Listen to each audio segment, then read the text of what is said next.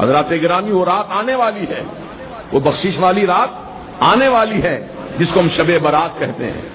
اس رات میں کیا کرنا ہے؟ سب سے پہلے مغرب کی اذان سے ایک 15 منٹ پہلے، جیسے کہ 40-42 پر اذان ہو رہی ہے، تو آپ 5:25 پر بیٹھ جائیے ہاتھ میں تسبیح لے کر، اور 100 مرتبہ درود پاک پڑھیے، اور 40 مرتبہ لا حول ولا قوت الا باللہ العلی العظیم پڑھیے۔ تو اس عمل سے اللہ پاک 80 سال کے گناہوں کو معاف فرما دیتا ہے۔ آپ کہیں گے حضرت 80 سال کے گناہ بخشے جاتے ہیں اس عمل سے، میری عمر تو 80 سال کی ہوئی نہیں، پھر 80 سال کی عمر نہیں ہے تو 80 سال کے گناہ بھی نہیں ہیں۔ بات سمجھ میں آ رہی ہے آپ؟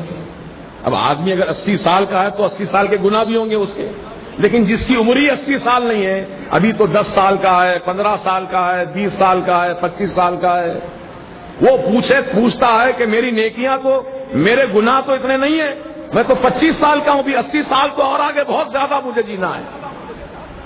تو اس کے لیے بشارت یہ دی گئی، اے نوجوان، 25 سال کے جو گناہ تیرے ہوئے وہ تیرے گناہ معاف کر دیے جائیں گے، اور جو سال بچے ہیں، 25 کے آگے جو سال بچے ہیں وہ تیرے ماں باپ کے گناہ بخشے جائیں گے۔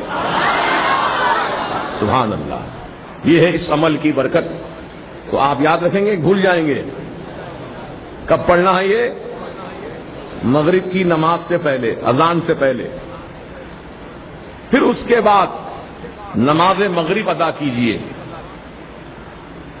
اور نماز مغرب کے ساتھ ہی موقع ہو تو سورہ یاسین 3 مرتبہ پڑھ لیجیے۔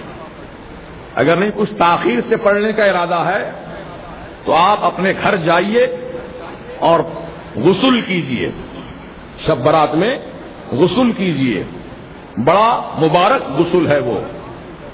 مغرب کی نماز کے بعد غسل اس طرح کرنا ہے کہ پانی میں 7 عدد بیر کے پتے، کتنے پتے؟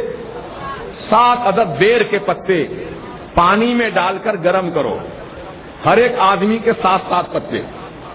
ایک آدمی کو غسل کرنا، 7 پتے ڈالے، پانی کو تھوڑا گرم کر لے، پھر اس پانی سے غسل کرے۔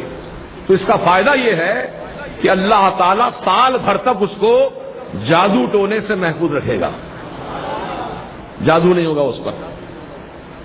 اب جو پہلے سے ہے وہ تو اس کا علاج کرانا پڑے گا، اس کو ہٹانا پڑے گا، لیکن آئندہ سال، یعنی یہ شب برات سے لے کے آنے والی شب برات تک، اب اس 1 سال کے عرصے میں کوئی نیا جادو اثر نہیں کرے گا۔ یہ اس کا فائدہ ہے۔